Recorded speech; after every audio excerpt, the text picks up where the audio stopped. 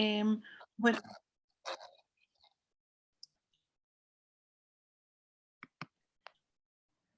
buenos días, bienvenidos a esta mesa que cruza el tema que nos convoca de las publicaciones periódicas y revistas con los temas de género y el feminismo. Tengo el placer de presentar a las 4 expositoras, las voy a presentar a una por vez en el orden en que van a exponer. La, la primera expositora es Teresita Garavana. El título de su ponencia es Prensa y Emancipación Femenina, Juana Manso en Argentina y Brasil, 1852-1854. Teresita Garavana es magíster en investigación histórica por la Universidad de San Andrés y está realizando su doctorado en historia en el IDAES de LUNSAM con beca doctoral de CONICET. Y bueno, se dedica al consumo de moda, ese es su tema de tesis entre 1860 y 1890 en Argentina y Brasil, y ha publicado varios artículos sobre el tema y ha tenido además estancias de investigación y presentación de sus investigaciones, tanto en el Instituto Iberoamericano de Berlín como en el workshop Global Internacional Transnacional de la Universidad de Itela. Bueno, Teresita, te escuchamos. Gracias. Hola, hola. Recuerden que tenemos que ser estrictos con el horario y que no más de 15 minutos para poder dejar un poco de espacio luego para las preguntas. Perfecto. Muchísimas gracias, Laura. Muchísimas gracias a todos. Primero que nada, obviamente agradecer al CIAP y a todos los organizadores de este congreso. Muchas gracias por aceptar mi ponencia. Es un honor participar. Bueno, voy a compartir mi pantalla. Un momento, por favor. Creo que ahí se ve, pero tengo que ponerlo en modo presentación. Ahí está. Bueno, mi trabajo, como ya presentó Laura, se llama Prensa y Emancipación Femenina, Juana Manso en Argentina y Brasil, 1852-1854. Mi objetivo en esta ponencia es analizar 2 periódicos que Juana Manso publicó entre Río de Janeiro y Buenos Aires en estas fechas, el Jornal Las Señoras y el álbum de Señoritas. Esta ponencia forma parte de un trabajo mayor y en curso, que es mi tesis de doctorado. En la tesis analizo la presencia de la moda en la prensa de Buenos Aires y Río de Janeiro durante la segunda mitad del siglo XIX. Los 2 periódicos de los que voy a hablar tuvieron a la moda como uno de sus tópicos centrales, y en esos textos, de los que voy a hablar en un par de minutos, es posible hallar algunas pistas sobre las tensiones que la moda, este elemento novedoso para la prensa de la época, iba a introducir a partir de este momento. Este es un trabajo de historia cultural que obviamente dialoga con otros estudios vinculados a la historia de la prensa gráfica, los estudios transnacionales, la prensa femenina, los estudios de la moda, entre otros. Así, cabe mencionar rápidamente algunos de los trabajos que abordan estos tópicos en el siglo XIX, como los trabajos de Sandra Cyr, Silvia Dolinco, Lía Munilla sobre la prensa gráfica, los de Marcelo Marino, Marisa Baldassarre sobre la moda en el siglo XIX, también desde otros campos como la literatura. Rescato los trabajos de Regina Ruth y los de Víctor Golgel sobre la prensa y la moda desde una perspectiva transnacional, y también otros trabajos como los de Graciela Baticuore, Alejandra Josiowicz y María Vicens sobre escritoras y lectoras de este periodo, entre muchos otros trabajos que desde diferentes perspectivas se acercan a estos temas. Bueno, en primer lugar voy a hablar brevemente de la vida de Juana Manso, con la intención de recuperar algunos datos, algunos rasgos de su biografía que son relevantes para entender su producción en este momento, y en segundo lugar voy a analizar características de estos periódicos que mencioné desde una perspectiva comparativa y transnacional. La historiografía en general se ha centrado en el rol que Juana Manso jugó en la historia de la educación argentina. Pero aquí me interesa destacar que antes de cumplir ese papel, Juana fue una escritora expatriada, una escritora migrante, que contribuyó con sus publicaciones al conocimiento de distintos aspectos de América, siempre con el objetivo de ilustrar a las mujeres. Bueno, Juana Manso nace en 1819, hija de un inmigrante ingeniero andaluz. se forma en un ambiente familiar partidario de las ideas de la Revolución de Mayo. En 1840, debido al peligro que significaba la oposición al gobierno de Rosas y su adhesión a los miembros de la generación del 37, la familia Manso se traslada a Montevideo. Allí, Juana, con 21 años, funda el Ateneo de Señoritas, un espacio educativo dedicado a las mujeres que funcionaba en su propio domicilio. Un año más tarde, sin embargo, la familia tiene que emigrar nuevamente, esta vez a Brasil, donde en 1844 Juana conoce al violinista portugués Francisco de Sá Noronha. Tras un breve noviazgo, ellos se casan, se van de gira artística a Filadelfia y a Nueva York, y en el transcurso de este viaje, que dura unos 3 años, tienen a sus 2 hijas. En 1848 vuelven a Río de Janeiro, y ahí, el 1 de enero de 1852, Juana empieza a publicar el jornal Las Señoras como parte de una estrategia para promover su propia obra literaria. En 1853, separada de su esposo y con 2 hijas a su cargo, vuelve a Buenos Aires y con unos pocos ahorros que tenía decide emprender nuevamente la publicación de un periódico, y así es como 2 años después, exactamente 2 años después, el 1 de enero de 1854, se publica la primera entrega del álbum de Señoritas. Bueno, la producción de Juana Manso entre 1852 y 1854 apunta a la idea de una ciudadanía transnacional. ¿Por qué? Por ejemplo, es muy significativo que ella publique en el brasileño Jornal Las Señoras, en formato folletín, su novela Misterios del Plata, donde abordaba la historia del unitario Valentín Alsina, mientras que a su regreso a Buenos Aires publica, también en formato folletín, su otra novela, La familia del comendador, que era una novela donde se refería al problema de la esclavitud en Brasil, que recién sería abolida en 1888. Mediante este tipo de operaciones, Juana cumplió un rol relevante de mediadora cultural, ya que permitía al público brasileño conocer aspectos de la reciente historia política argentina, y hacía lo mismo para su público argentino, con lo que consideraba uno de los mayores problemas sociales de Brasil. Ahora bien, ¿qué otras características o qué otros aspectos tuvieron en común estas 2 publicaciones, además de estar bajo la dirección de la misma persona? Lo primero que destaco es que fueron revistas pensadas y realizadas por y para mujeres. Esto está lejos de ser una obviedad. A mediados del siglo XIX, que una mujer estuviera a la cabeza de una empresa editorial era un hecho por demás significativo. Así, hasta el día de hoy, la historiografía brasileña destaca que el Jornal Las Señoras fue el primer periódico femenino de Brasil. En Buenos Aires ya existía el antecedente del periódico La Camelia, fundado en 1852 por la escritora Rosa Guerra, pero de todos modos el álbum de Señoritas sigue siendo uno de los primeros periódicos del Río de la Plata a cargo de una mujer.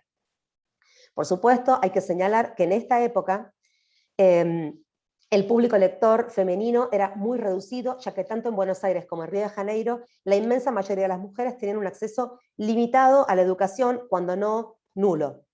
En Buenos Aires, por ejemplo, el censo de 1869 revela que solo el 43% de las mujeres porteñas sabían leer. Y en Brasil los números son todavía más desalentadores. El dato que hay para 1872 dice que solo el 37% de las cariocas libres, es decir, no esclavas, tenían acceso a la lectura. Estos números en la década de 1850 tienen que haber sido aún menores. El segundo punto que tienen en común estos periódicos es la naturaleza de sus contenidos, que son diversos, pero que se orientaban a la ilustración femenina.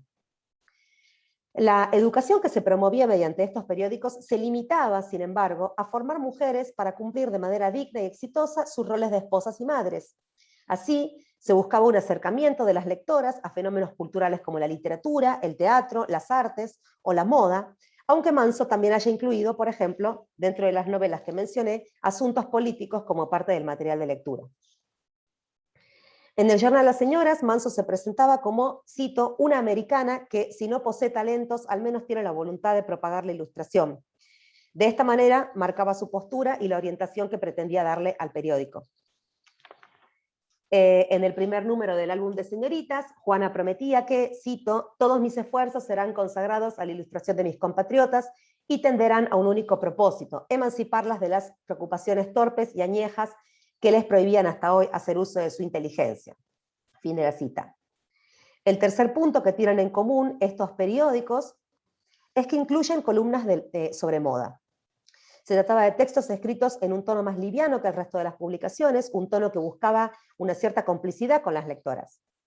Si bien muy probablemente habían sido escritos por la propia Juana Manso, estas columnas eran firmadas con seudónimos como Catete o Cristina en el caso del Jornal Las Señoras y Anarda en el caso del álbum de Señoritas, a diferencia del resto de las columnas que por lo general tenían la firma de Juana Manso.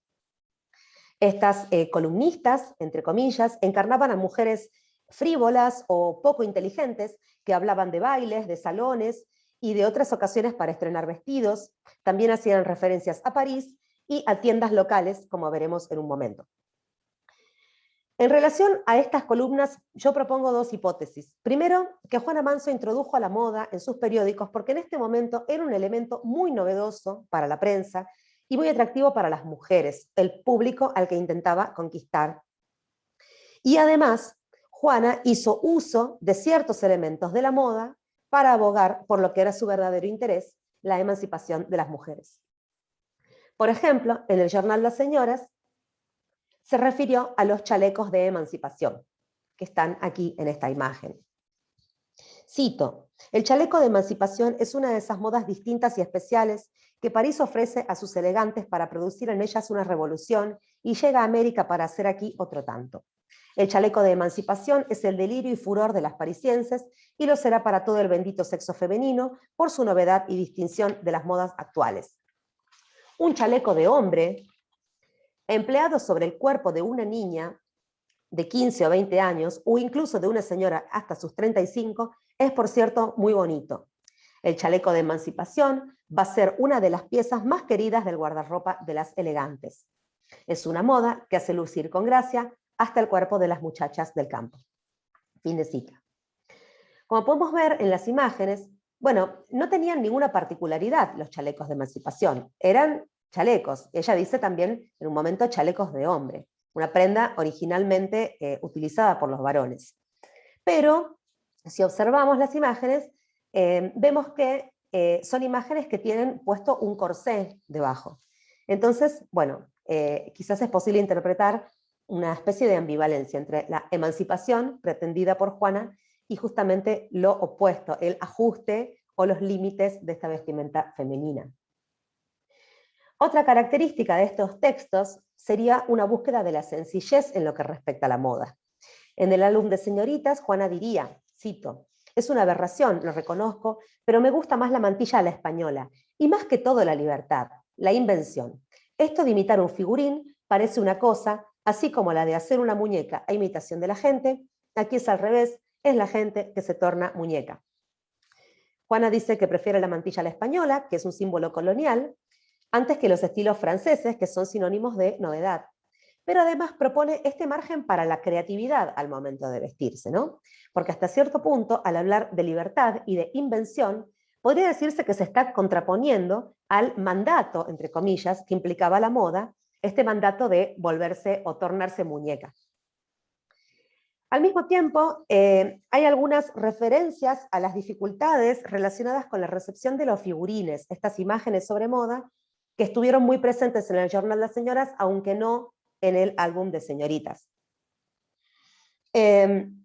Bueno, aquí se hace referencia, por ejemplo, a que el Moniteur de Le Mode, querida lectora, es sin dudas el primero de los mejor valorados periódicos de modas de París, y sus delicadísimas estampas lo comprueban, no pudiendo, por lo tanto, el Jornal Las Señoras presentar por ahora modas inventadas en su país y queriendo presentar aquellas que más felizmente son creadas en tierras extrañas, se apoyó en la primacía del Moniteur de Le Mode. Fin de cita. Es decir, aquí se hace explícito que una ciudad sudamericana como Río de Janeiro no era capaz en este momento de producir modas propias y que por lo tanto se ofrecía la parisina, que era este meridiano cultural del momento. Otro aspecto que ya adelanté es la referencia a las casas de modas y a las tiendas de modistas francesas dedicadas a la venta de ropa y de telas, ubicadas en Río de Janeiro y en Buenos Aires. Estos eran espacios en los que la intención de vestir a la moda podía concretarse, podía volverse una realidad. Y creo que es un aspecto significativo porque en este momento histórico, en las ciudades sudamericanas, todavía el consumo de ropa era algo bastante raro, es decir, bastante limitado, algo que empezaría a cambiar recién en 1870 con la llegada de las primeras grandes tiendas. En Río de Janeiro, bueno, está esta referencia a la casa Wallerstein, hay varias referencias, elegí un par, y en Buenos Aires tenemos la referencia a la casa de las señoritas Jubín. Me encanta esta frase, el templo del paganismo cuya diosa es la moda en su pedestal de oro. Este tipo de columnas con esta información también podían funcionar como una especie de publicidad encubierta, ¿no? En un momento en el que los periódicos se manejaban únicamente por suscripción y no contaban todavía con avisos publicitarios. Bueno, un último aspecto sobre el que quiero decir unas palabras y que un poco ya adelanté, es la diferenciación sexogenérica sobre la que hicieron hincapié estos periódicos al momento de hablar de la moda. En ese sentido, para las mujeres, la moda aparece como un modo lícito de expresión. Cito, yo estoy convencida de que la moda se inventó no para satisfacer un capricho pueril, sino para enmascarar el aborrecimiento que nos debe producir la misma persona vista constantemente debajo de los mismos trajes y atavíos. Si los hombres viesen a la mujer que aman por 6 meses usando las mismas ropas y prefiriendo perpetuamente los mismos colores, la encontrarían monótona, fea, insoportable. Y hay un contraste muy fuerte, es decir, en algún punto, se da por sentado que las mujeres están interesadas por la moda y que hasta cierto punto la deben seguir, pero, claro, con el objetivo de resultar atractivas para los varones. Y es interesante analizar qué se dice de la relación entre la moda y los varones en este momento. Para ellos hay una insistencia sobre la sobriedad y la sencillez, que es algo que se impone de una manera muy fuerte en la vestimenta masculina del siglo XIX, y las masculinidades que por cualquier motivo no se ajustaban a esta norma eran duramente criticadas. Estos varones eran presentados como hombres vacíos e inútiles que tenían como interés, cito aquí, contar la historia de su sastre, de los guantes que se compró en casa Wallerstein, de la camisa, de los pantalones, del chaleco, de las uñas, de su reloj, en fin, de todo lo que se dice respecto de las futilidades. Y estos varones, bueno, no me entró en la cita en esta filmina, pero ella dice que a estos varones hay que domesticarlos. Cito, ¿domesticar? Sí, domesticar. Estos dandis sin instrucción son unos brutos, que solo la mujer inteligente y compasiva será capaz de domesticarlos y llevarlos al estado de la verdadera civilización para ser útiles a su patria. Para terminar, quiero señalar que estos dos periódicos corrieron destinos muy, muy distintos. Porque el primer periódico, el Jornal de las Señoras, se publicó todos los domingos durante 3 años, es decir, mucho después que Juana se hubiera ido, el periódico siguió a cargo de otras mujeres. Mientras que el segundo periódico, el Álbum de Señoritas, solo duró 8 números, porque Juana no lo pudo sostener económicamente y no pudo conseguir la suficiente cantidad de suscripciones. Y aquí un poco arriesgo a decir que los mismos factores que explican el éxito del Jornal de Señoras son los que explican las causas del fracaso del Álbum de Señoritas, y que es principalmente la naturaleza distinta del público receptor. Porque promediando la década de 1850, Río de Janeiro ya contaba con una élite imperial, que no solo era más rica que su equivalente porteña, sino que además estaba más consolidada y cerrada en sí misma. Esto la convertía en una élite mucho más receptiva de elementos culturales europeizantes, como podía ser la moda. En Buenos Aires, en este momento histórico, se trataba todavía de una élite muy pequeña, que estaba todavía en formación, y así el análisis de las fuentes demuestra que Buenos Aires, en la década de 1850, hizo una recepción más limitada, un poco más conservadora y, hasta cierto punto, temerosa de la moda que el Río de Janeiro. Esta historia se iría modificando con el transcurrir del tiempo. Muchas gracias.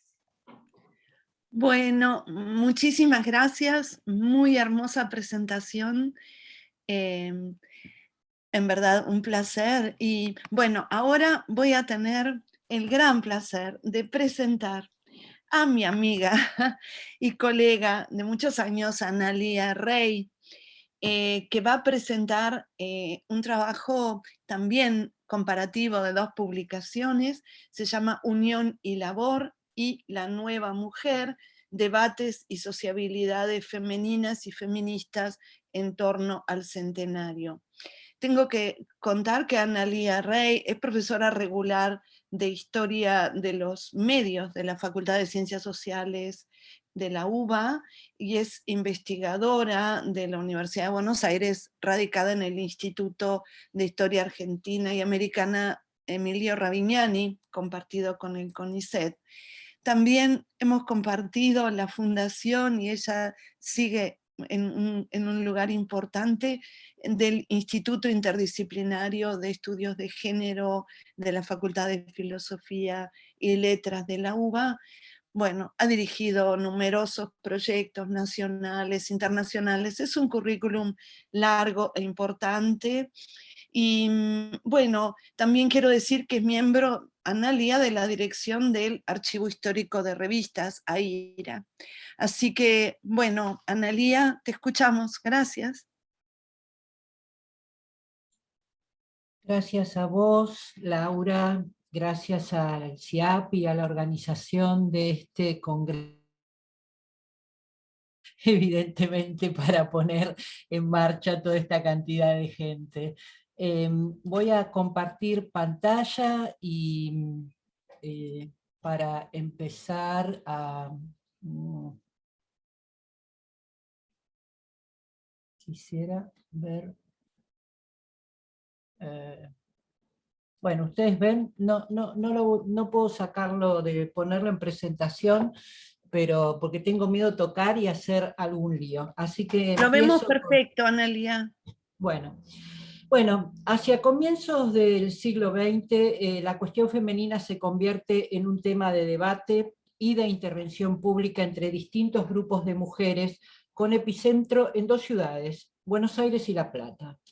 Ya habían demostrado capacidad de trabajo en la sociedad de beneficencia y asociativa, a pesar de las diferencias de clases entre sus miembros, con la creación del Consejo Nacional de Mujeres en 1900, guiada por el interés en la salud, la educación, la cuestión social y la niñez.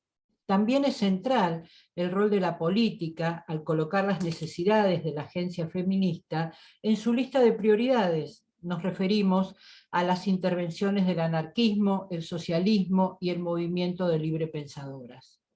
En la ciudad de La Plata, la corriente librepensadora tuvo en María Vela una representante muy activa y una luchadora por los derechos femeninos y la emancipación de las mujeres. El camino fue la militancia hacia dentro del grupo y la visibilidad pública a través de la revista Nosotras, revista feminista, literaria y social, que circula entre 1902 y 1904 y convoca a sus congéneres a unirse para tener la fuerza necesaria en las luchas por venir, con el fin de lograr mayor igualdad entre los sexos y la obtención de derechos políticos y sociales. Podríamos decir que esta publicación fue una de las primeras dedicadas a la divulgación del feminismo y a la difusión de ensayos de socialistas y librepensadores sobre el divorcio, la igualdad ante la ley, la violencia doméstica, las diferencias políticas, se expresaron en debates a través de una sección denominada Tribuna Libre. María Vela mostraba que la revista abría un camino hacia la sociabilidad entre pares y la necesidad de asociarse para el debate de las diferencias, pero también para fortalecer posiciones en torno a intereses compartidos y a los modos todavía no resueltos de cómo debían ser esas asociaciones de mujeres, si vinculadas a los partidos o autónomas y transversales para apropiarse de las ideas que buscaban, emancipación y derechos. En 1902, un grupo de mujeres que habían sido las primeras en pisar las aulas de las facultades, Elvira López, Elvira Rawson, Alicia Moró, Sara Justo, fundan la Asociación de Mujeres Universitarias. Confluían allí jóvenes ilustradas provenientes de sectores letrados. Este grupo se propone actividades de sociabilidad, banquetes para celebrar títulos, conferencias, militancias partidarias. Un sinfín de intervenciones públicas, pero el acontecimiento más destacado fue la organización del Congreso Femenino Internacional que comenzó hacia 1808. 1908, perdón. El Congreso de las Universitarias se produce en un momento de mucha densidad política, cultural y social.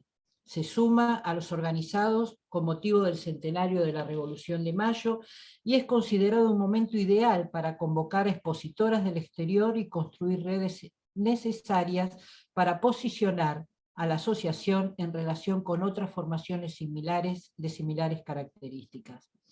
El Congreso expresa en oposición a otros organizados por mujeres pertenecientes a asociaciones más conservadoras. También puede leerse como la conclusión de la crisis del Consejo Nacional de Mujeres en su construcción asociativa. Nos interesa focalizarnos en torno al centenario, un momento donde se produce en Argentina una disputa simbólica en torno al proceso de modernización. Estos colectivos de mujeres intervienen en ella para posicionarse hacia el interior de estas agencias feministas, pero también ven una oportunidad para conformar redes con delegaciones internacionales. La sociabilidad de esos grupos y sus publicaciones muestran una búsqueda de participación en el espacio público con cierta autonomía de la hegemonía masculina y la construcción de un pacto de lectura con sus seguidoras. Nos proponemos mirar entonces esa construcción en dos revistas, Unión y Labor y La Nueva Mujer. En 1909 se conforma un grupo,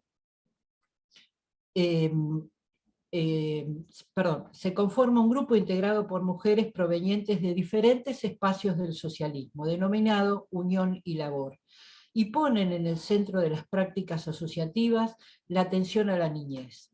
Entre sus actividades se propone publicar la revista Unión y Labor, que circula desde octubre de ese año y se proponía como un órgano del progreso femenino y la protección del niño. Las ganancias por su venta están destinadas, junto a otras acciones sociales como donaciones, colectas, a la creación de la Casa del Niño. El funcionamiento del grupo se establecía a través de un estatuto publicado en la revista y también en un impreso suelto donde dan a conocer los objetivos y los modos para llevarlo adelante. Conforman la Asociación Unión y Labor 16 mujeres. Sus reglas se rigen por los dispositivos y disposiciones del Código Civil y tienen la posibilidad de establecer agencias en todo el país. Se proponen unir a las mujeres en general, sin distinción de clase, por medio del trabajo en común para el bien de la mujer misma y de la humanidad. También se proponen ayudar a fomentar toda obra que se conceptúe un progreso o beneficio, ya sea moral o social, y velar por la infancia abandonada. La revista tiene una edición cuidada, sale mensualmente, incluye fotografías y traducciones, y las tapas de la publicación son una muestra de cómo era pensada por sus directoras, Sara Justo y Matilde Flairotto. Un recorrido por la colección nos permite pensar cómo se armaba y pensaba una galería de mujeres destacadas, con el objetivo de mostrar un nuevo orden de participación femenina, donde las mujeres tienen un lugar notorio. Su diseño es sobrio.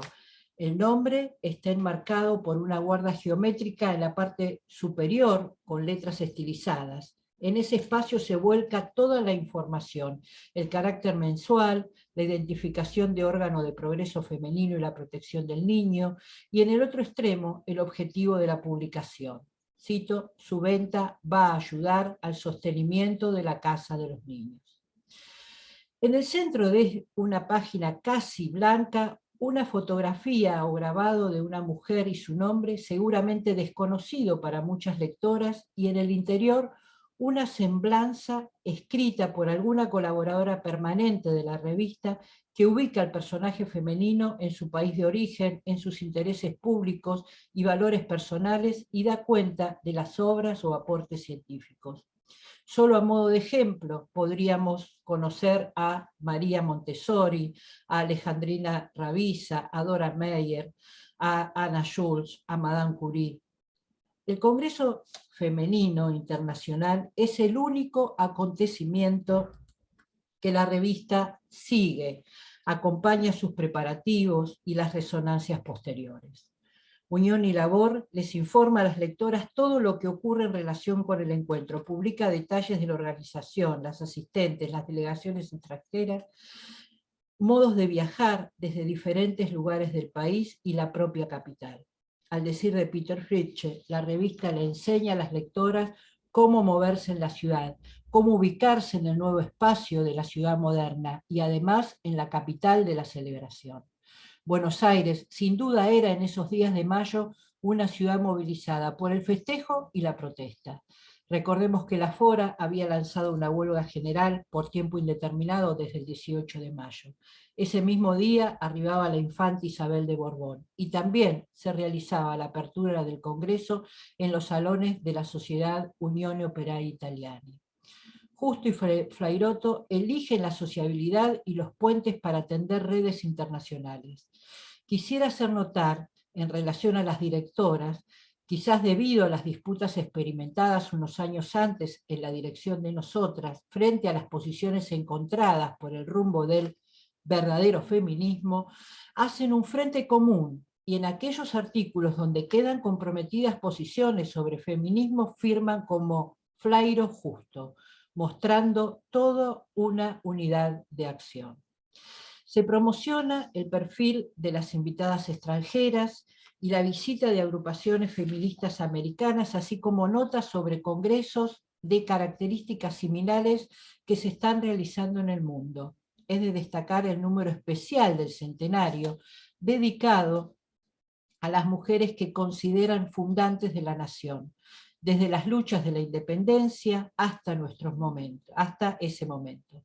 Conforman esa galería de 12 semblanzas nacionales. Menciono solo algunas: Casilda Igarzábal de Rodríguez Peña, Juana Manuela Gorriti, Juana Manso de Noroña, entre otras. Un número con mucho trabajo del grupo redactor que incluye por primera vez el nombre de la artista plástica Andrea Moch, autora de las tarjetas de invitación al Congreso, y que en números posteriores estará dedicada a los artículos vinculados a las artes, como un dispositivo de ampliación cultural a las lectoras. En junio de 1910, Unión y Labor se dispone a fortalecer los lazos latinoamericanos y publica la Carta Orgánica y el Programa General de la Federación Femenina Panamericana, advirtiendo que es una propuesta aceptable, pero criticando las posturas sobre el modo de impulsar el desarrollo intelectual de las mujeres, conservando su misión natural. La revista toma posición sobre este punto, afirmando que no es el ser humano el que debe conservar estados naturales, sino la misma naturaleza, y la sociedad debe dotar de herramientas para su transformación a las mujeres. Difunde la Gacetilla de la Liga Nacional de Mujeres Librepensadoras, que solicita a la revista se informe sobre la decisión de nombrar a Belén de Zárraga como presidenta honoraria de la Liga. Otro grupo, movilizado por el triunfo de las librepensadoras, tras lograr el reconocimiento de la lucha por los derechos políticos en el Congreso Nacional de Librepensadores de 1908 y ante la cercanía del Congreso Femenino Internacional, publica, otra vez bajo la dirección de María Vela, La Nueva Mujer, que circula entre 1910 y 1912. La revista ensaya múltiples formas de intervención para instalarse en la opinión pública durante el mismo mes en que se reuniría el Congreso. Comienza presentándose como órgano nacional de mujeres librepensadoras en mayo de 1910 y se convierte en el órgano de la Liga Feminista Nacional. Los objetivos de la Liga de Librepensadoras terminaron fundiéndose en un programa más ambicioso expresado en la conformación de la Liga Feminista, que tenía en su programa máximo, cito, que el matrimonio no haga perder a la esposa ninguno de sus derechos, los derechos políticos de las mujeres, el divorcio absoluto y la protección a la niñez. Fin de la cita. Y un detallado programa mínimo de reivindicaciones femeninas que contemplaba la administración de los bienes un contrato nupcial donde se estipularan las necesidades económicas de la mujer, el ejercicio de la patria potestad de la madre en iguales condiciones que el padre, la supresión de la cárcel por adulterio, la igualdad de todos los hijos ante la ley y la tolerancia de la prostitución, porque la mujer mayor de edad podía hacer con su cuerpo lo que deseara. La Liga Feminista Nacional encontró en la nueva mujer su vocero y la posibilidad de crear redes y lazos a nivel nacional. En la nueva mujer aparecen formulaciones críticas de lectoras que cuestionan el carácter femenino del Congreso. Cito una carta de lectoras. Feminista es amigo del progreso femenino. Por consiguiente, el citado Congreso, en el fondo, será feminista, aunque no lleve esa palabra al frente. Se la omitió para reunir en él a todas las mujeres, aún a las más tímidas que se asustan de todo lo que significa progreso. Y el resultado ha sido contraproducente. Por los que nos permitimos aconsejar al ilustrado Centro Universitarias Argentina que se deje de tantas contemplaciones con la gente que no entiende y declare bien alto que el Congreso es feminista. Fin de la cita. La información sobre el Congreso convertía la revista en un canal de difusión para las adherentes a la Liga y invita a las lectoras a acercar trabajos y participar de las sesiones. La revista difundía aquellos temas que circulaban en las comisiones, publicando algunas intervenciones que consideraba importantes, por ejemplo, la de María Vela sobre los derechos políticos de la mujer. Los debates de las comisiones y los temas estuvieron siempre ausentes en Unión y Labor y siempre presentes en la nueva mujer.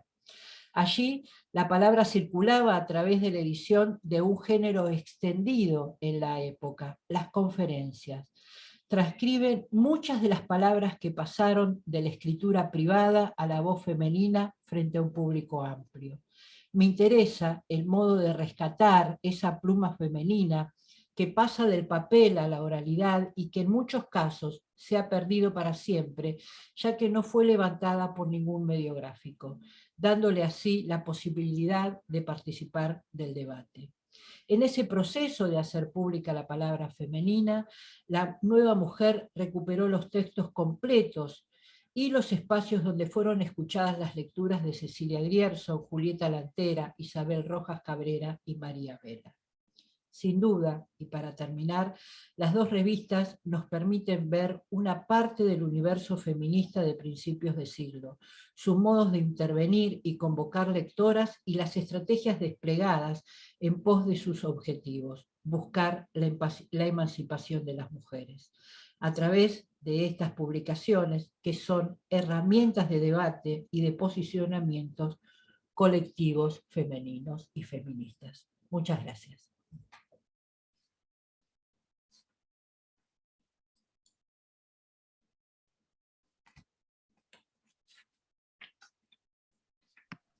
Bueno,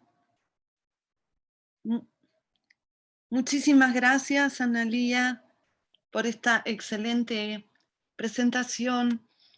Una primera reflexión, después vamos a hacer al final, pero es impresionante la distancia en esos 50 años, ¿no?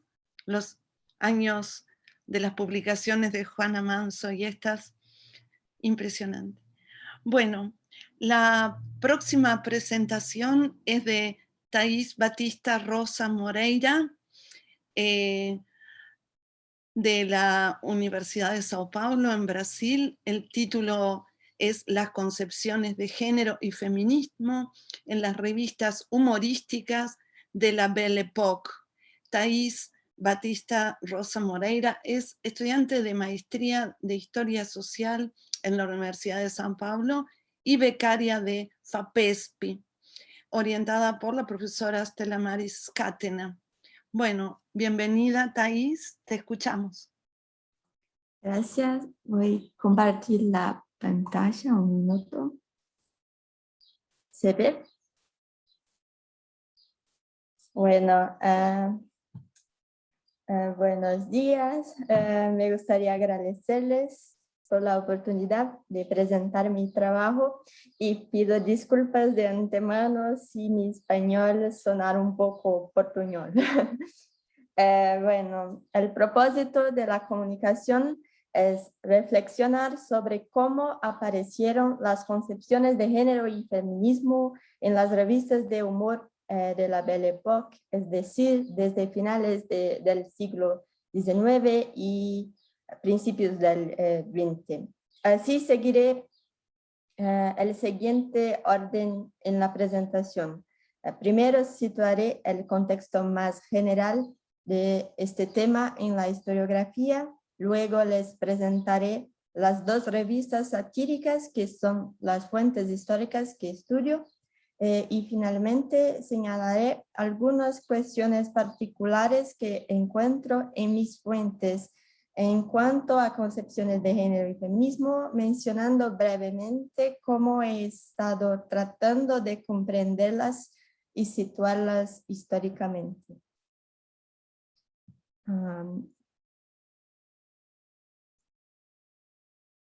Estudiar las representaciones de género, las imágenes de masculinidad y especialmente de la feminidad en revistas no es precisamente un tema nuevo. Existe una extensa bibliografía que ya ha abordado el tema, hay unos ejemplos. Y tomando a Brasil y Argentina como ejemplo, es posible enumerar muchas investigaciones sobre las más diversas revistas publicadas entre los siglos XIX y XX.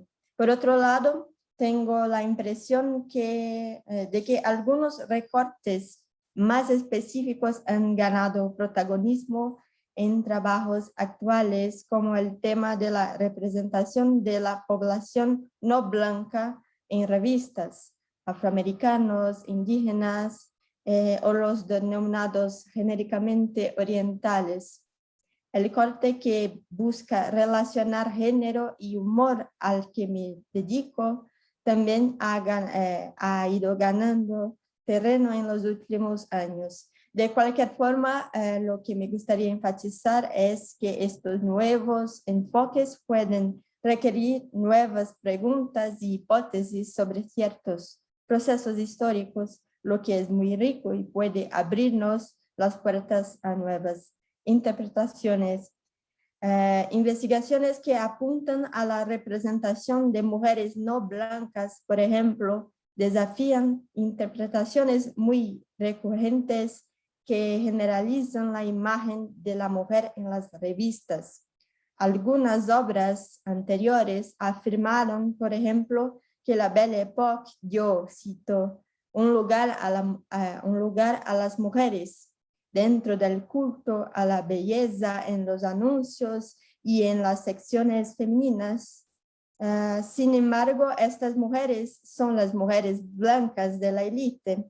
Cuando pasamos las páginas nos encontramos con caricaturas racistas que muestran a las mujeres negras como sirvientas u objetos sexuales ridicularizados. El trabajo de la historiadora María Margarete Benedicto demuestra, por ejemplo, cómo estas imágenes producidas por la revista Don Quijote reforzaron el imaginario social prejuicioso y racista. Además, lo más importante es para analizar las revistas humorísticas como fuentes de una manera verdaderamente crítica, es necesario no pasar por alto los innumerables aportes que transmiten las teóricas de género. Es fundamental no tratar a mujeres y hombres de manera esencialista y como categorías únicas. Dicho esto, me gustaría abordar mis temas de estudio de manera más específica. Mi propuesta actualmente en desarrollo en el máster es analizar comparativamente dos revistas latinoamericanas, PBT, Argentina y Omalho, brasileña. Mi corte cronológico es de 1904 a 18, periodo en el que ambos circularon en las capitales y otros centros urbanos de sus respectivos países. Las revistas tienen muchas similitudes en sus formatos. Eran periódicos semanales accesibles a la clase media que trataban temas de actualidad, culturales y políticos con un sesgo humorístico y satírico. En sus páginas hay una miscelánea de contenidos organizados en reportajes fotográficos, crónicas ilustradas, caricaturas, viñetas, artículos de opinión y otros géneros. Ambos tenían editoriales formados por hombres ya implicados en el mundo de la prensa y la caricatura. La concepción del dimorfismo sexual, como explica Thomas Laqueur en el libro La construcción del sexo, configura la visión de género desde el siglo XVIII. Según la concepción, los sexos pertenecen a espectros opuestos, debiendo por, cito, orden de la naturaleza, incorporar, desempeñar y reafirmar roles de género específicos. En las revistas, la separación entre hombres y mujeres parecía tan fundamental que incluso las secciones de cartas del lector estaban separadas por género. Por otro lado, los individuos que no se correspondían con estas normas y expectativas, ya sea por comportamiento o por sus propios cuerpos, eran vistos como anormales y degenerados. La figura de la mujer hombre, que en términos de hoy serían personas transgénero o travestis, aparecía en las páginas de las revistas satíricas como fenómenos exóticos y extraños. Estas personas fueron tratadas con desprecio y ironía. Para los columnistas de las revistas, la modernidad, o más concretamente las demandas feministas, estaban provocando una confusión entre los sexos, de tal forma que se confunden los distintos espacios de lo que se entiende como femenino y masculino.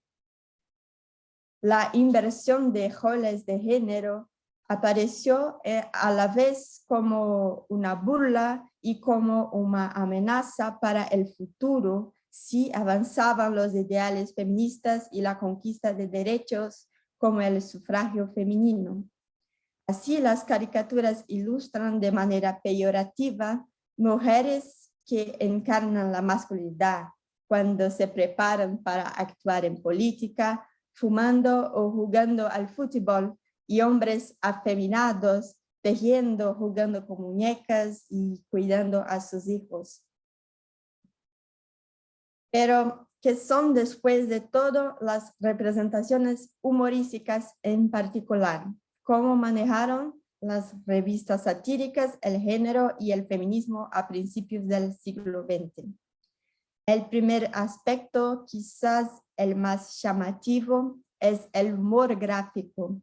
Las revistas humorísticas son espacios privilegiados para la producción y circulación de textos y imágenes satíricas, y hubo muchas menciones al feminismo y las cuestiones de género. Las caricaturas y viñetas en particular fueron de gran utilidad para estos editoriales de tendencia antifeminista y antisufragio. Las militantes fueron retratadas de una manera ridícula y burlesca.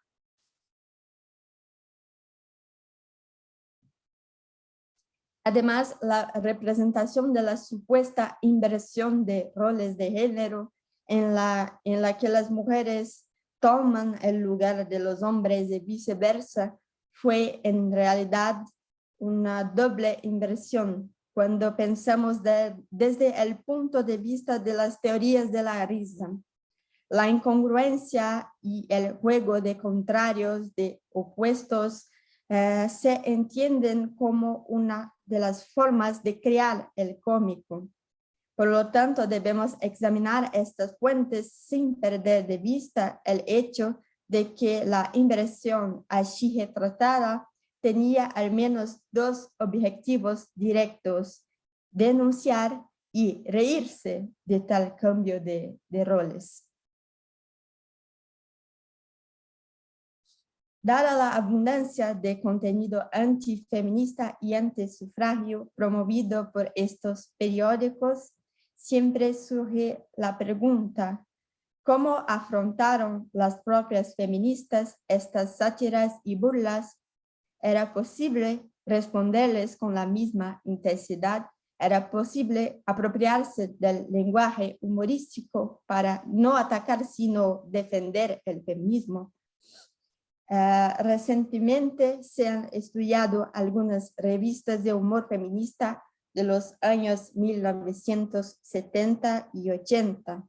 La historiadora Cynthia Lima Crescencio es un ejemplo, ya que en su trabajo de doctorado analizó el humor gráfico feminista en el Cono Sur durante este periodo. Pero este uso más incisivo del humor y de la sátira no parece ser la realidad de principios del siglo XX, de la Belle Époque. Las concepciones tradicionales de género de la época también señalaban que las mujeres, cito, no tienen sentido del humor, lo que ciertamente afectó a las mujeres que intentaban ingresar a este lugar tan masculino. Todavía así es posible encontrar algunos vestigios de resistencia. En la década de 1920, la Unión Feminista Nacional de Argentina produjo una viñeta crítica publicada en Caras y Caretas, la revista Caras y Caretas, en el apogeo de la campaña feminista a través de simulaciones electorales para mujeres.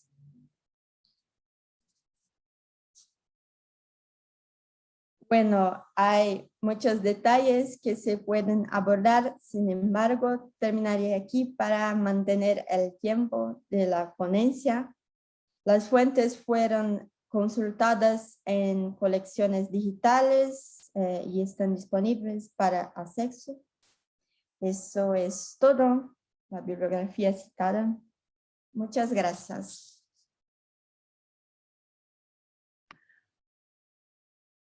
Bueno, muchísimas gracias, Thais. Muy interesante presentación y que además intersecta en muchos sentidos lo que ha venido planteando las otras ponencias. Creo que va a haber una muy linda discusión. Bueno, ahora voy a presentar la cuarta presentación de esta mesa, que es un texto de Mariana Link Martins y Claudia Lorena Fonseca, Mujeres intelectuales en las revistas culturales a propósito de almanaque, cuadernos de literatura e ensayo. Un momento que no encuentro...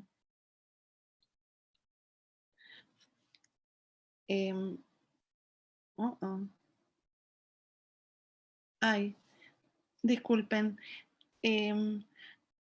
Disculpen, pero no estoy encontrando los resúmenes del currículum que había anotado.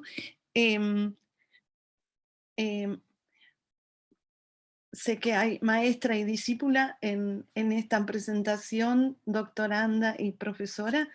Le pido por favor que si puede, por favor, presentar Mariana los breves resúmenes. Pido disculpas, hoy con la tecnología estoy fatal. Buen día. No hay problema, nos presentamos nosotras mismas. Lo que pasa es que no estoy segura si nos pidieron un currículo, entonces no estoy segura si usted tiene este currículo. Bueno, yo soy profesora, soy brasileña, de Rio Grande do Sul.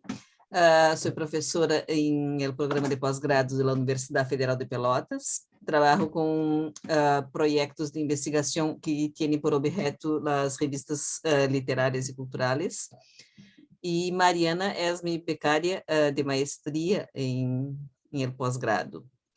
Entonces, creo que con la introducción que voy a hacer al texto que Mariana va a presentar en portugués, y será esta la dinámica de la presentación. Yo voy a presentar nuestro trabajo. Mariana va a presentar esta parte del trabajo de investigación que hizo, y al fin agrego algunos comentarios sobre este trabajo. Entonces, creo que en la presentación nos vamos a presentar un poco más.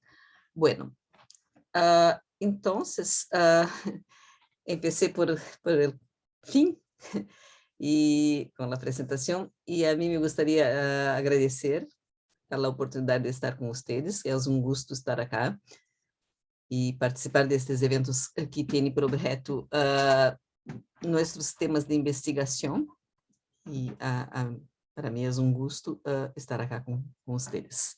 Bueno, este trabajo entonces que vamos a presentar se trata de uno de los resultados de un trabajo de investigación más amplio que hemos desarrollado en el ámbito del proyecto de investigación que coordino, el cual está vinculado a su vez a otros dos proyectos que se enfocan en revistas, uno de ellos en Argentina y el otro en México.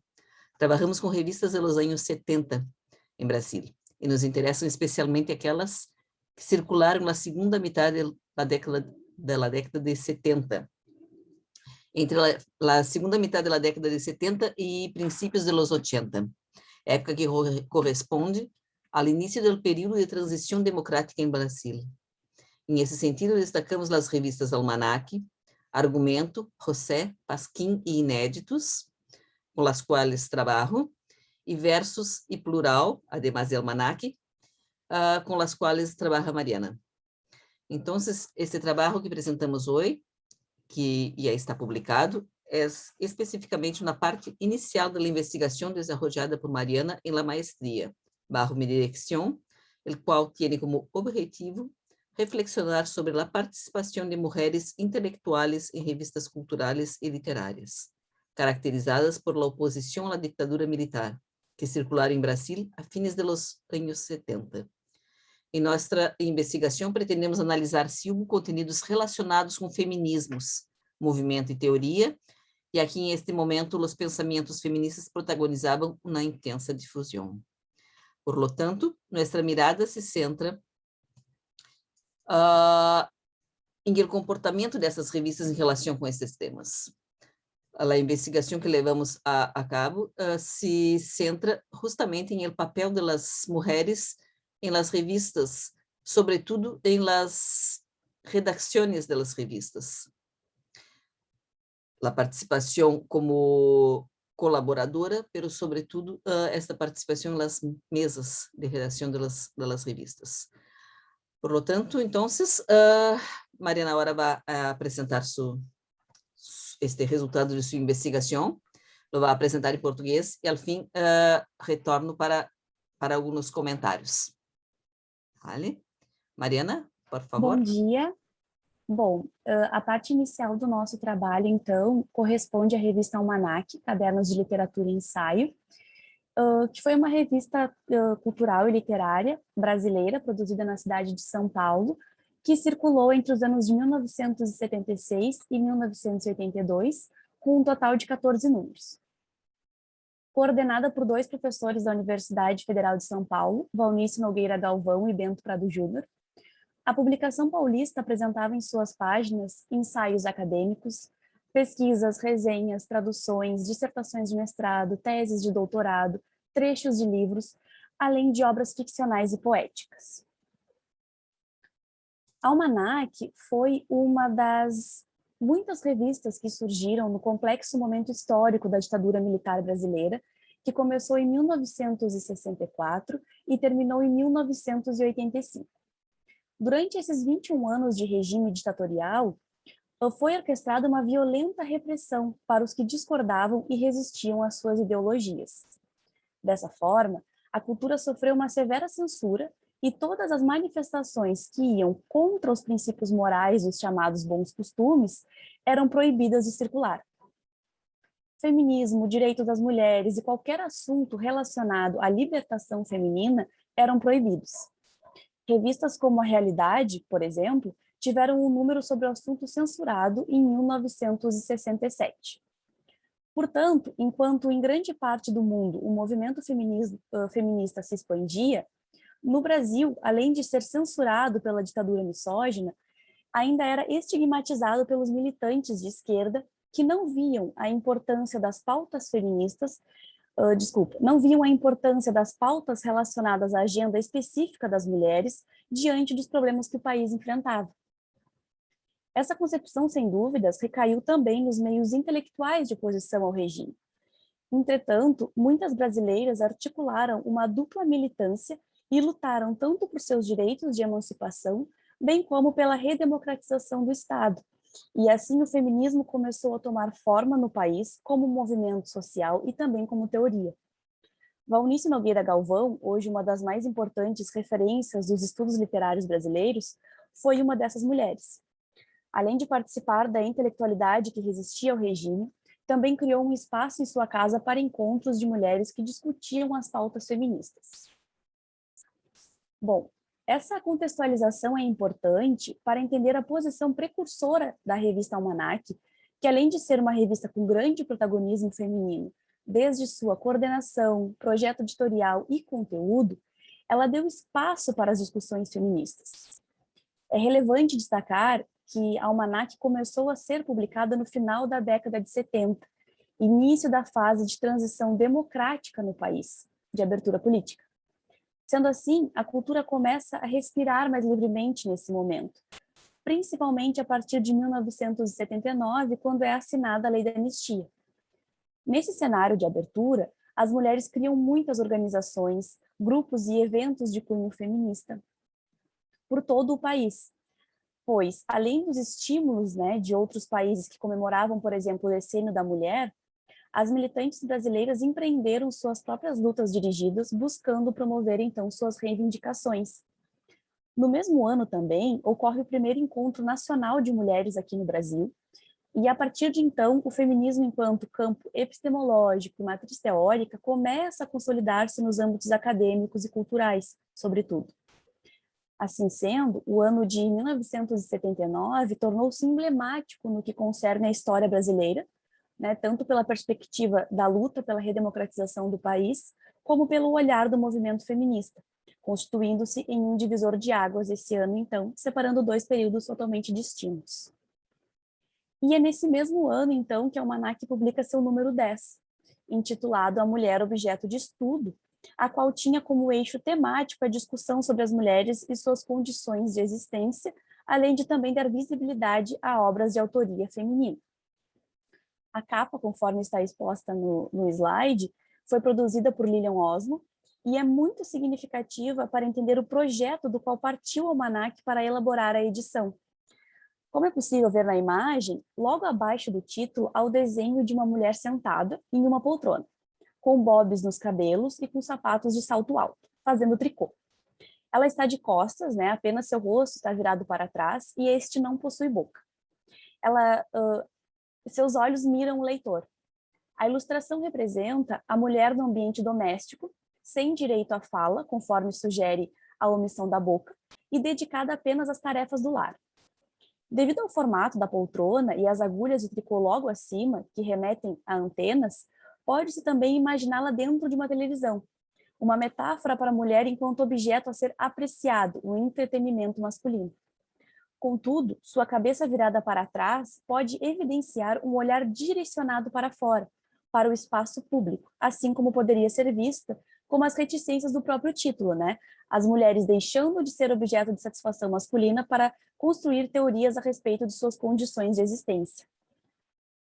Na edição, 7 mulheres publicaram seus textos, a própria Valnice com o texto Frequentação da Donzela Guerreira, que depois torna-se seu grande trabalho sobre gênero, Ana Cristina César com Literatura e Mulher, essa palavra de luxo, Sônia Curva Zambuja com Feminismo e Feminilidade, Fontes de Conflito, Maria Malta Campos com um artigo que empresta o nome para a edição, Mulher Objeto de Estudo, Esses textos das autoras citadas todos discutem sobre gênero, e também há o artigo de Heloísa Buarque de Holanda, O Espanto com a Biotônica Vitalidade dos 70, sobre poesia marginal e a importância do cenário dos anos 70, e por último da Izzy Malhadas e Silva de Carvalho com o texto O Hino a Deméter e os Hinos e os Mistérios Eleusinos. A edição ainda conta com uma seção de nome Segunda-feira de Poesia, que apresenta poemas de autoria exclusivamente feminina, onde estão diversas poetas brasileiras, algumas mais conhecidas, como a própria Ana Cristina César, que também publicou o texto, outras não tanto, mas são diversos nomes sempre femininos. Na mesma edição também há 2 livros indicados, né, que é também feito pela editora de Almanac, ambos escritos por mulheres. O primeiro é Mulher Brasileira, bibliografia anotada, elaborado pela Fundação Carlos Chagas, né, por diversas mulheres. E o segundo livro é Ser Esposa, a mais antiga profissão, de Danda Prado, ambos publicados também no mesmo ano de 1979. Na edição também há 3 artigos publicados por homens, né, o que é importante destacar. Um texto do Nietzsche, traduzido por uma mulher, Silvia Junganel, e também por outro homem, Rubens Rodrigues Torres Filhos, e os textos de Antônio Carlos Brito, o Cacaso, e de Paulo Sérgio Pinheiro. Bom, portanto, né, a partir da análise que fizemos da revista, é possível perceber que não há apenas mulheres escrevendo e sendo publicadas em Almanac, mas conforme o próprio título sugere, há estudos sendo feitos sobre as mulheres. Existe essa preocupação. E o objetivo de estudar sobre a condição feminina é refletir sobre a sua existência e os lugares que ocupam ou não as mulheres, assim como os papéis que desempenham com pontos de vista, sejam eles sociais, culturais ou políticos, que manifestem uma clara crítica à naturalização da desigualdade de gênero e tenham a intenção de modificar os cenários onde elas são oprimidas, silenciadas e excluídas. Almanac, Cadernos de Literatura e Ensaio, encontrou-se com essa perspectiva, principalmente ao publicar a edição Mulher Objeto de Estudo. Mas também ao longo de todos os números publicados, anteriores e posteriores à edição de número 10, por não apenas dar espaço às mulheres, mas também por se tratar de um projeto com protagonismo feminino em sua concepção, produção e direção. Sem dúvidas, a coordenação feminina de Valnice contribuiu para que assim fosse a revista, e assim a revista se estabelecesse, perdurando o suficiente para que, além da resistência à ditadura, objetivo primeiro da publicação em sua primeira fase, passasse a resistência no que concerne às outras questões fundamentais no âmbito das ciências humanas. Seu conselho, constituído também por um número significativo de mulheres acadêmicas, em equilíbrio com os nomes masculinos, deu suporte a esse projeto. Lígia Chiappini, por exemplo, foi presença constante e de muito destaque, atuando inclusive na coordenação de um dos números do periódico. Portanto, é lícito afirmar que a Almanac pode ser considerada pioneira entre as publicações da mesma natureza, isto é, revistas culturais e literárias, ao dar visibilidade à produção intelectual de mulheres, evidenciando o papel relevante e decisivo que exerciam nos meios acadêmico e social, marcando o seu espaço. Agora a professora Cláudia vai terminar. Bueno, entonces, sobre a Almanac, é evidente que antes de ella, muitas outras revistas contaram com a contribuição feminina em suas páginas, pero muito pouco em suas redacções, e mais raramente formando parte de grupos de intelectuais ativos em estes veículos, ao menos com voz. A modo de contextualização, é importante traçar um paralelo com a revista carioca José, Literatura, Crítica e Arte, para ressaltar os pontos que venimos discutindo.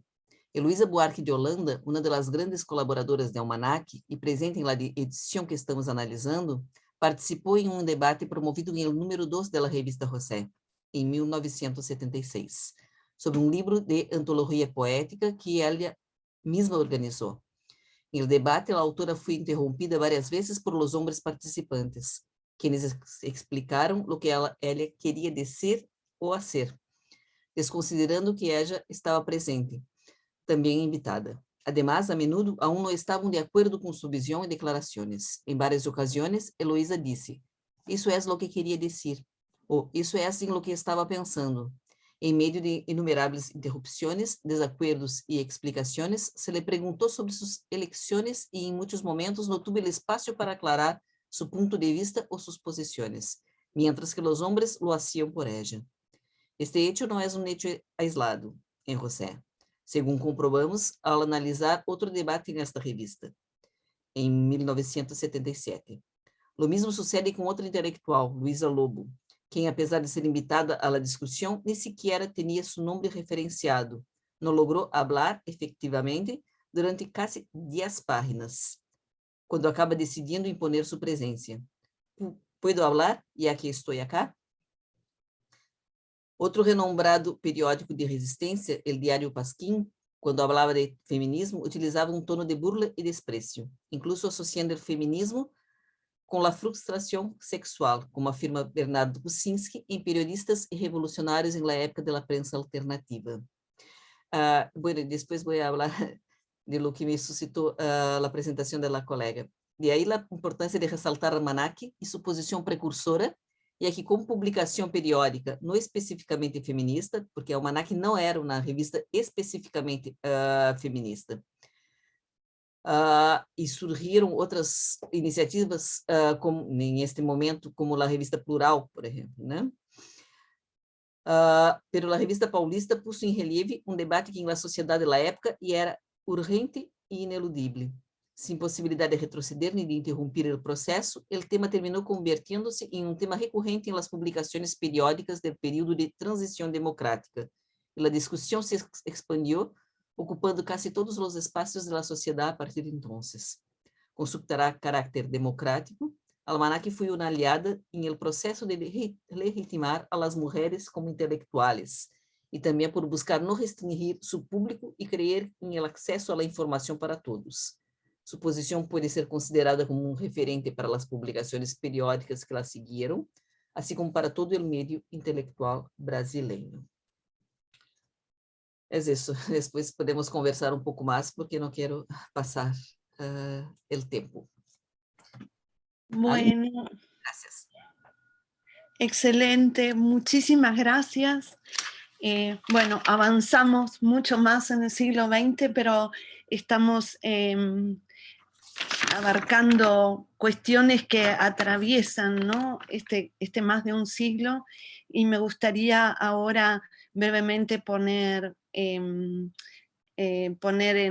discusión. No sé si hay ya preguntas, pero yo tengo un par de comentarios y preguntas. Lo primero,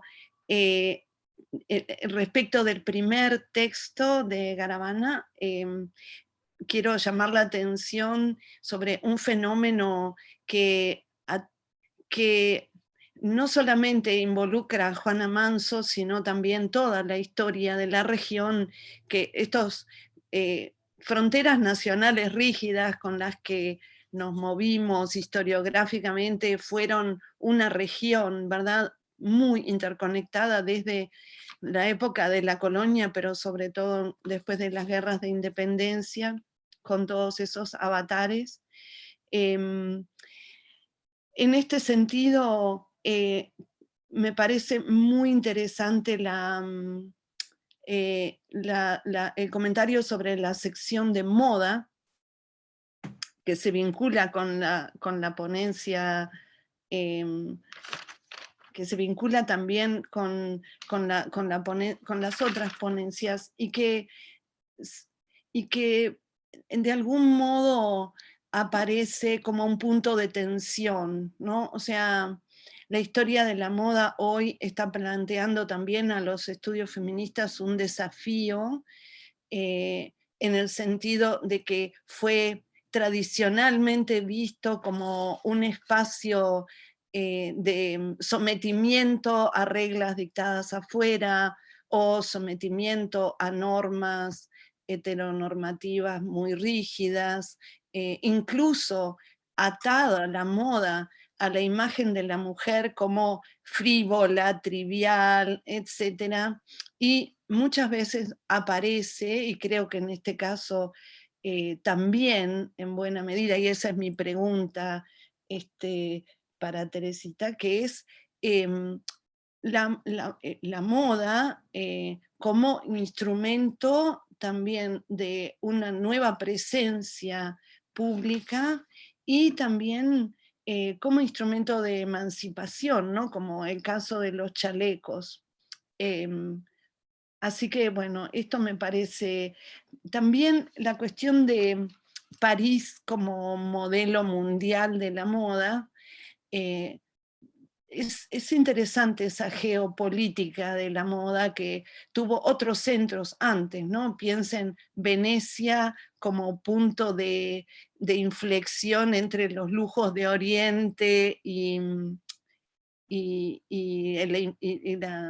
de mujeres liberadas, como que esas cortillanas que había en Venecia, llevando nuevos aires de moda y de nuevos lugares de mujeres en la modernidad temprana, ¿no? Respecto de la presentación de Analía, bueno, esto que ya en alguna medida comenté, que es la impresionante trayecto que hay de 1850 a 1900 en términos de surgimiento, de involucramiento de las mujeres en la vida intelectual, de surgimiento de las luchas feministas, esto que aparece muy claramente, sobre todo en la celebración de ese primer congreso feminista en 1908, me interesó mucho la presencia de los retratos en las portadas, ¿no?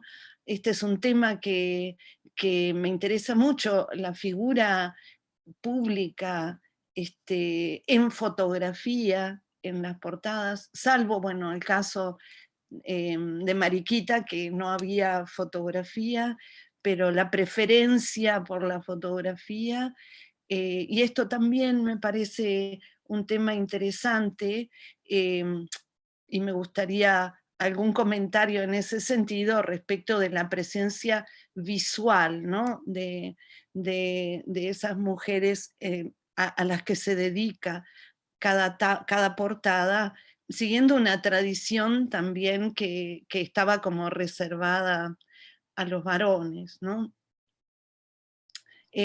También, bueno, la persistencia de redes latinoamericanas y mundiales, ¿no? de ese primer feminismo sufragista.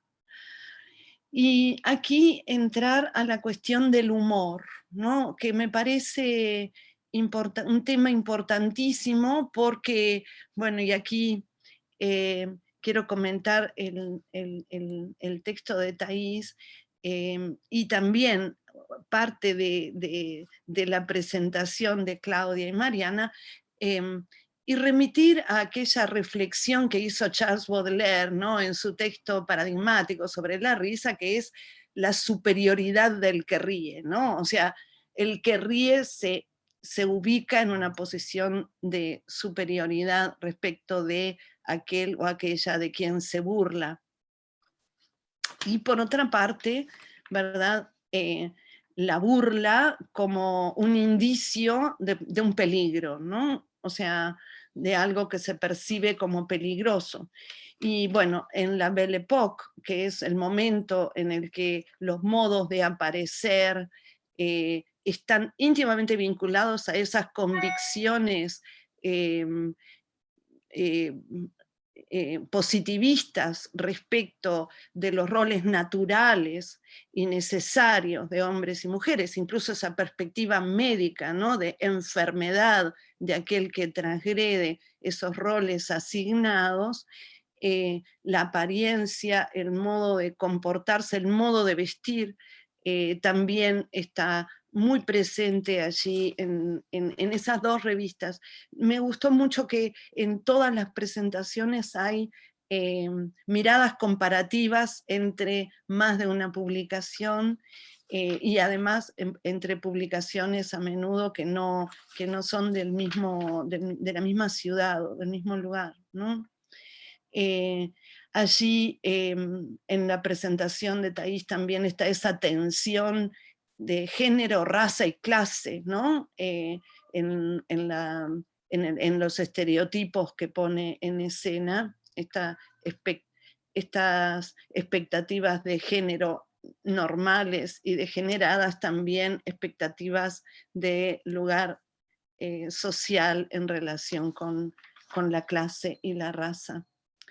El texto, en la presentación de Claudia y Mariana, nos trae ya al momento en que sobre el fin de las dictaduras empiezan estos estudios de género. Me pareció muy interesante esa portada de almanaque, que está también de algún modo planteando humor, o sea, hay allí un humor implícito en el título de esa revista Almanaque del número 10, que presenta todo su dossier, y esa tapa que está como utilizando la metáfora que en tiempos de dictadura fue tan importante para llamar la atención sobre la situación de la mujer en esos años.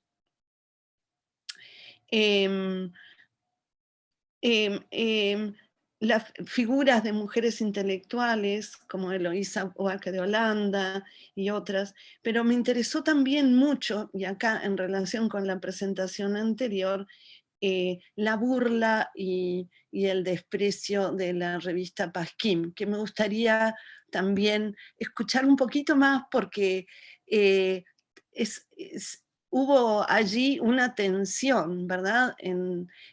Una tensión que en general tuvo que ver con el miedo a la masculinización de la mujer, y acá no sé si voy a decir una tontera, pero ha habido una mayor tolerancia en Brasil, y esto es una pregunta, hacia la feminización de los varones, un poco con ese juego del carnaval, en términos de puesta en escena de todo al revés, y que de alguna manera aparecería como un derecho adquirido, ¿no? de desfilar como mujer, y si encontraron también en esas revistas alguna ecuación en este sentido.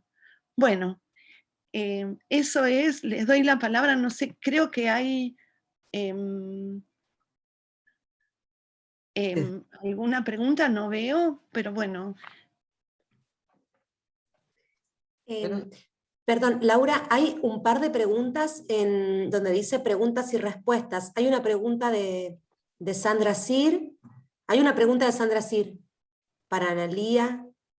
No sé si no la si veo. querés lo leo. Por favor, porque no la estoy viendo en el chat. Sandra Sir dice, hermosas presentaciones, una pregunta para Analía, aunque marginal en tu trabajo. Mostraste una foto de mujeres en una rotativa. ¿Hay noticias de mujeres en las actividades técnicas, además de las tareas intelectuales o de gestión? La técnica era, en general, terreno reservado a los varones. Y para Thais, también de Sandra. Muy interesante el trabajo. ¿Observaste en estas revistas que los contenidos o imágenes estereotipadas o discriminadoras de género o raza estén articulados con otras de la moda o belleza femenina como contenidos intercambiables y naturalizados? Esas son las preguntas que hay.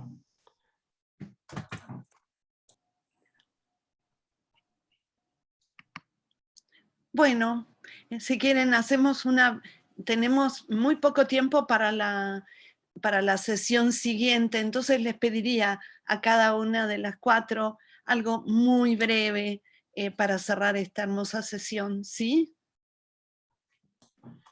Bueno, si quieren empiezo yo, que fui la primera, muy brevemente. Bueno, muchas gracias a las colegas, la verdad que me encantaron las presentaciones.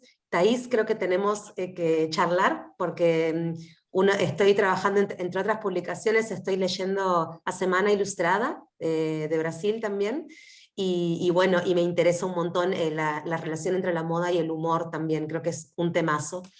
Te quería solamente decir, en relación al comentario general que hizo Laura, en el Jornal das Señoras en Brasil, yo creo que si se habla de estos varones no tradicionales, que si esto sale en la prensa es porque existían, o sea, es porque era un problema, o era algo era algo digno de lo que escribir.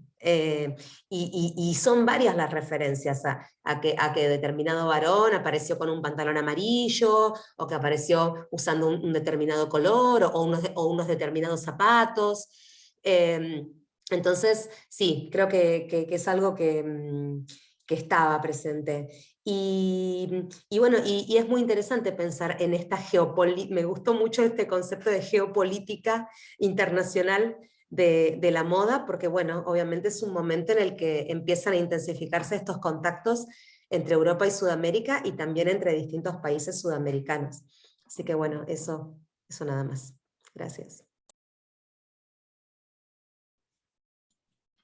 Bueno, gracias Laura por las preguntas, y también a las colegas por esta mesa tan linda, interesante y motivadora.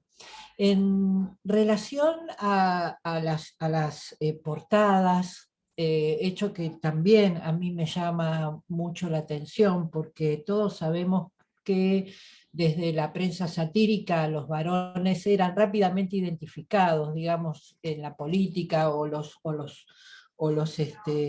hombres de la sociedad, digamos, que aparecían, eran conocidos, cosa que no pasaba con las mujeres, ¿no? Y me parece que esta es una estrategia de utilizar al retrato como una herramienta visual de identidad femenina. Pero lo que me parece muy interesante en el caso de Unión y Labor es que esa misma estrategia que tiene la revista de vinculación hacia América Latina, de vinculación hacia mirar otros modelos de organización femenina, se reflejan en las tapas, ¿no? A través del retrato, que les debe haber costado mucho trabajo, pienso, conseguirlos para poder publicarlos en las tapas, están allí, ¿no? Después, en el interior de las revistas, no hay fotos de estas mujeres, no hay imágenes de estas mujeres, son como casos únicos, piezas únicas, ¿no? Esta estrategia me interesa a mí mucho siempre trabajar con las estrategias de publicación de las revistas. La vemos en otra revista que va a ser posterior, que se llama Nuestra Causa, y que también va a tener en el retrato, pero ahora de las mujeres nacionales. Es decir, acá hay muchas mujeres del orden nacional y americano, muy pocas perdón, internacional y americano, muy pocas del orden nacional. En Nuestra Causa, mayoritariamente son mujeres ya instaladas en la opinión pública nacional.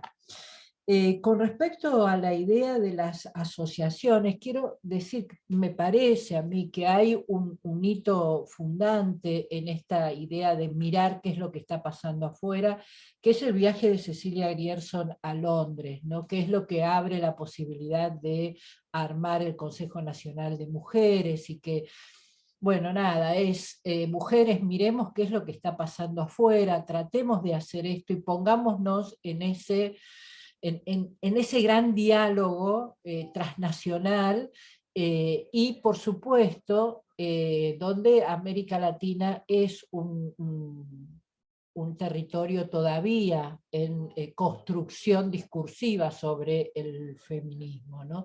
Pero sí creo que ocupa un lugar muy interesante para pensar el feminismo rioplatense. Digo, como pensar el anarquismo rioplatense, digo, esos vasos comunicantes que hay con el Río de la Plata de por medio es fundamental, ¿no? Y creo que trabajar con el concepto de sociabilidades es algo que tiene todavía mucho camino para andar en estas organizaciones nacionales e internacionales. Con respecto a la pregunta de Sandra, de la técnica, quiero decirte, Sandra, que he recorrido enormemente archivos fotográficos para encontrar ese vínculo con la técnica de las mujeres, ¿no? Y esa foto de Julieta Lanteri manejando una rotativa es casi única y maravillosa.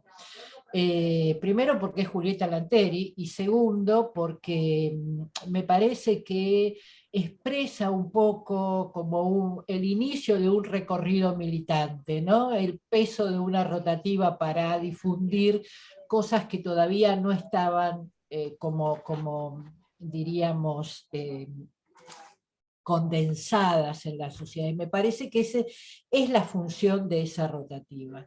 La otra imagen que yo encontré sobre mujeres en funciones técnicas, o sea, no creo que esa rotativa sea la que imprima la revista, esa rotativa de imprimir un folleto, de imprimir cosas, un volante, una cosa así. Es una bellísima foto de una mujer trabajando en una cocedora para la revista, creo que Caras y Caretas, pero no tengo claro, es algo que publicó hace un tiempo el Archivo General de la Nación, y bueno, en medio de la pandemia no pude ir a ver cómo contextualizar esa foto, pero es una foto maravillosa de una mujer trabajando dentro de una imprenta y manejando un dispositivo técnico. Bueno, por mí Bueno, nada más, y otra vez muchas gracias. muchísimas gracias, Analía.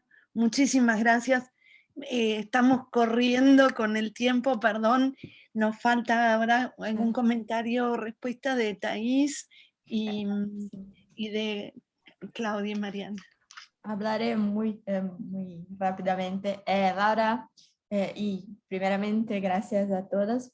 Laura, sí, la teoría de la superioridad de la risa es una referencia importante para mí y quiero en mi trabajo hacer una crítica articulando esta risa superior con lo género. Creo que este humor de PBT y O'Malley es muchas veces un humor sexista, que es este tipo de humor superior, y creo que es importante nomearlo. ¿Sí? Y sobre la pregunta de Sandra, sí, también veo muchas articulaciones entre los estereotipos y la moda, la belleza y todo. Hay siempre un ideal que es presentado como natural, y todo que es divergente es satirizado como los cuerpos divergentes, pero las feministas son también estos cuerpos divergentes. Es un poco eso. Muchas gracias. Gracias a ti, Thais. Muchas gracias. Y por la síntesis también. Bueno, escuchamos a Claudia y Lorena. Voy a hablar muy rápido. Primero, a mí me gustó mucho este vínculo entre los trabajos, bueno, es proposital, pero esta trayectoria de inicios de siglo XX hasta el momento en que, hasta estes años 70, y quando, creio que foi Teresita que ha apresentado sobre Juana Manso, não é isso? E este papel protagonista de Juana respeito a intentar fundar e coordenar na revista, que é pouco de lo que nós estamos trabalhando. Pero es un poco distinto el tema de la revista y todo, pero es un papel protagonista de Juana, y a nosotros nos va a interesar. Bueno, no sé, creo que las dos preguntas ya lo respondieron, pero quería agregar que Pasquín es una que se podría hablar en un evento especialmente sobre ella. Sobretudo este tema del humor y dónde está la mujer en este humor de Pasquín, y esta contradicción entre el papel que tuvo Pasquín en la prensa periódica y la historia brasileña, y esta contradicción con la manera como que aparecen las mujeres a partir del humor, el humor, não sei se podemos pensar em este sentido de superior, pero é demasiado estereotipado e não sei, é na época. Thaís, lembra o trabalho sobre Pasquim na... Dale, graças, Thaís. Nós estamos trabalhando especificamente com Pasquim. Nossas revistas. Mariana trabalha especificamente com Versos, com a revista Versos. E Almanac também, pero o foco de Mariana é os versos. E eu trabalho agora estou desenvolvendo trabalho com os editoriais do primeiro número de várias revistas. E o propósito destas revistas, manifestos em estes editoriais, e se cumpre ou não se cumpre, e como se desenvolvem. Vale? Então, Bueno. Várias revistas. No tenemos más tiempo. Aquí tengo muchos comentarios muy elogiosos. En verdad, yo también me sumo a los elogios. Ha sido una mesa realmente excelente, aprendí mucho. Así que bueno, muchísimas gracias y dejamos el espacio a la próxima mesa que ya están esperando. Este tema técnico está fatal. Bueno, la próxima tomaremos un cafecillo juntas. Muchas gracias. Gracias a ustedes. Gracias a todas, a todos.